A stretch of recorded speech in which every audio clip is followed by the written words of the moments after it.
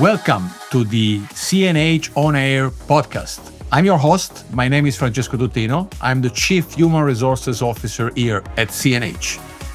In this series, we intend to explore the stories of our people, their experiences, their challenges, and what inspires them every day here at CNH.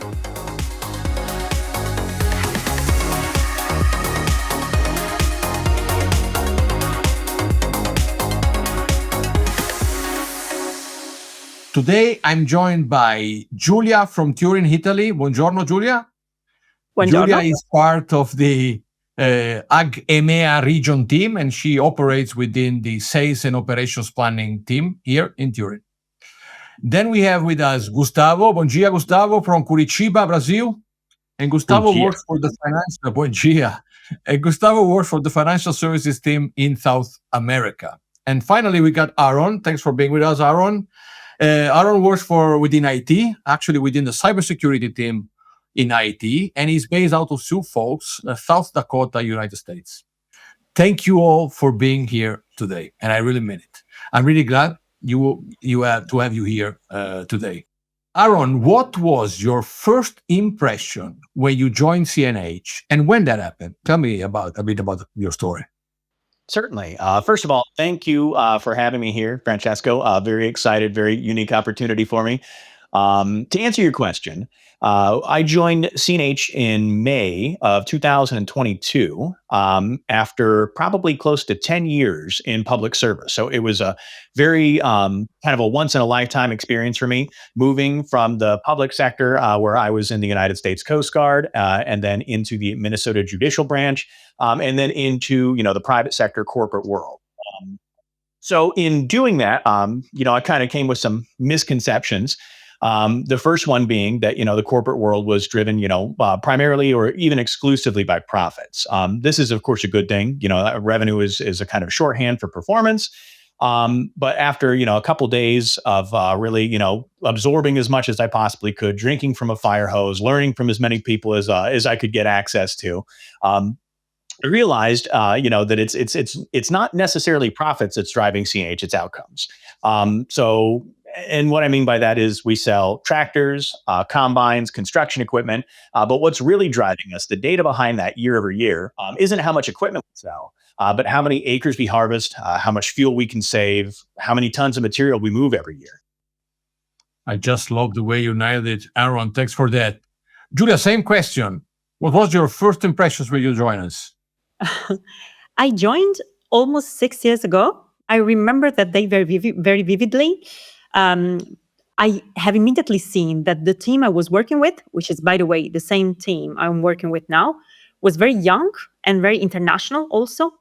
There were a lot of languages being spoken all over the place. So via email, through the desks, over the phone, and even the same people talking many languages in different moments of the day. So I have immediately felt that the atmosphere was very lively, energetic, and that the space was really open-minded and also multicultural. Wow, thanks for sharing it with us. And Gustavo, what about you? When did you join us, and what was your very first impressions, if you still recall them? Yeah, of course. Thank you for the opportunity of being here with all of you guys. It was about a year and 2 months ago, exactly. And I found a very clear purpose and strategic view with real rituals like the CEO Connect, the recognition cards, and others I could mention. But I felt not just words on the wall, you mean, but people really committed to deliver the best for the customers. I felt everyone on the same page, and communication was very fluid. Everyone so accessible, so prestative. I had support from many people from different areas, superiors. I had no difficulty about that for a large and global company. Well, all of this made me feel so comfortable and happy to being part of the team. Guys, tell me about a key challenge that you are facing and how you are thinking to solve it. We all work in a fast-changing world, and we are daily confronted with new tools, new technologies, and let's just think of the AI, for example, over the last couple of years. I think the biggest challenge for me is to keep processes in my daily job simple and effective at the same time. And of course, some hard skills are needed to perform our job. But I think my way to try and overcome the obstacles in this sense is to keep human interaction alive.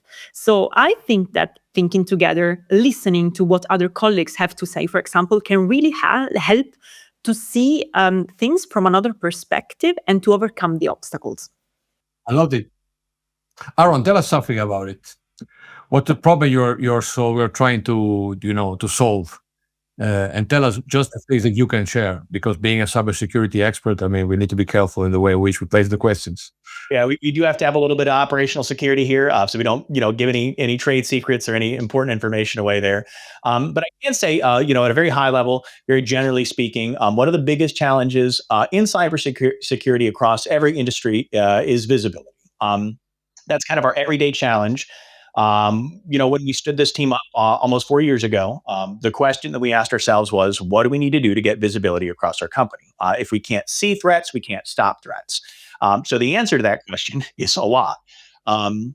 We need endpoint telemetry. We need system logs. We need network traffic. Without these things, a threat could operate invisibly, within our company. So we need to do all this while also staying out of the way of the business. Security, we're supposed to enable the business, not impede it. So we need to kind of harmonize our needs with the needs of the business, and kind of do a little bit of a balancing act, which we do every single day. 100%. 100%. Thanks for sharing. Gustavo, what are the problems you're facing, and how can we help you to solve them? Well, I will talk from an innovation area perspective. I believe the main challenge today faced by all innovative companies is to navigate among so many trends and technologies coming up every day and understand how each one of them can create value for the business. We don't have that silver bullet. That's one main project that will reinvent the entire company. So the game is much more about placing bets on potential ideas, testing them, and finding the paths that lead to success. But you need a culture for that. So innovation only works with the mindset. Sometimes I succeed, and sometimes I learn. That's why we need to recognize not only those one who succeed, but also every individual effort to co-create the future. So here we are constantly working to promote a more favorable and safe environment that people feel encouraged, comfortable to share ideas, mistakes, failures, lessons learned, with no judgment, recognizing all of it as part of the process. No matter if your idea is about technology, a new business model, a new customer experience, or whatever, if it's not given, the company has already lost its potential. So we need all of them to build the foundations for the future. At the end of the day, it's not the company that innovates, but the people inside it. Can you tell us, guys, about a project or an activity that you have worked on which has helped make things more sustainable? Aaron, if you want, we can start from you because I'm very curious to understand how you will connect sustainability with cybersecurity. Sure. Yeah, we can start here. And you're right to be curious because it is difficult. It's difficult in general to be or to advance sustainability goals within IT. And it's even more challenging, I think, in cybersecurity. But it is something that's kind of front of mind for us. We got to be creative, and we want to be creative because we do want to be sustainable. So I think the best example of how we accomplish this is with platform bundling. It's kind of a cornerstone strategy of cyber defense where we basically take all of the tools and all the capabilities that we need, and we use them or we procure them from as few providers as possible. And we get a lot of benefit out of that. First of all, we can reduce our costs that way, but we can also improve operational efficiency through really deep integrations at the platform level. And most importantly, I think we minimize redundancy. So we're not paying for tools that are being provided by another platform or another provider. We're very narrow, very focused, very specific and intentional in what we're using. And when we do that, it helps us to kind of at a broader level conserve compute and storage and network resources, all of which ultimately represent energy consumption. Thank you, Aaron. I just learned something today, so thanks for that. That was fruitful. And Julia, is there any project or any activity that you're doing to try to make things more sustainable here at CNH? would say that the department where I work does a great deal in order to reach a higher level of sustainability also within the company. We coordinate all the activities of the unit life cycle, let's say, that lead to a service to the dealer himself, we can say. So we coordinate, for example, all the operations starting from planning, then manufacturing, then logistics, then dealer satisfaction. And we strictly work together with all the departments which do actually these kind of things in order to reach the goal. And I think where we can make the difference in the work that we do is to prioritize, for example, in the correct way, the desires also of the dealers.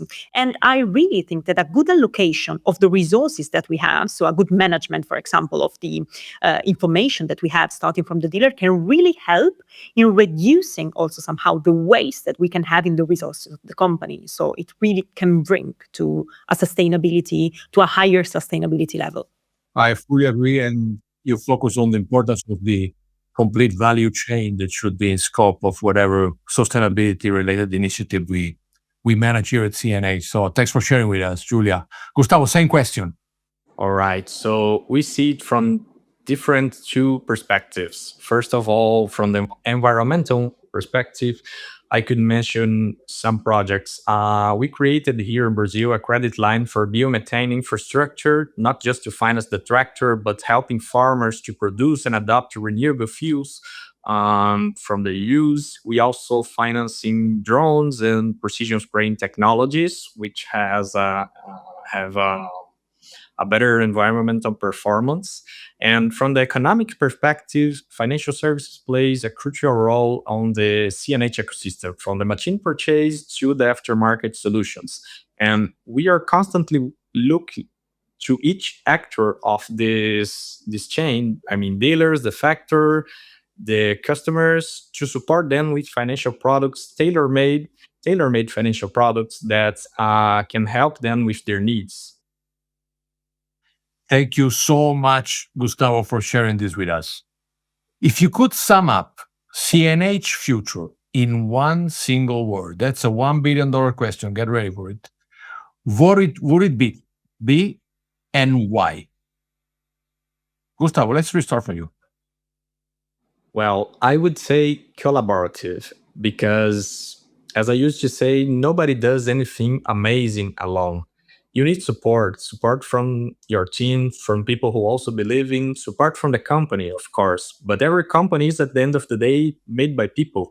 So if big challenges demand teamwork, I see at CNH we are really good on that. I just love it. Julia, any different idea? Tell us something about it. I would say inclusive. First of all, as an employee, because I feel valued and empowered in my daily job, but also as a part of a bigger team, because my colleagues are what really makes me want to come to work every day. So I think that's an expression of inclusivity also. Just love it. That's my day. Collaboration, inclusiveness. Aaron, in one word, describe the future of CNH, our future. I would say bright. And for a very specific reason. CNH has a bright future because we have leadership who really understands that, these kind of cutting edge technologies like automation, artificial intelligence, connected systems, they're not fringe, they're not experimental technologies, they're the basis of the next industrial revolution. And that brings us to the end of today's episode, Seeds of Change. And I can tell you that was my first podcast of my life, and I enjoyed the experience. A big thank you, Julia, grazie. Gustavo, muito obrigado. Thank you very much. And Aaron, thank you for sharing your journey with us, and for your listening, actually. If you enjoyed this conversation, make sure you join us again for the next episode, and we will continue exploring how our people are shaping the future here at CNH.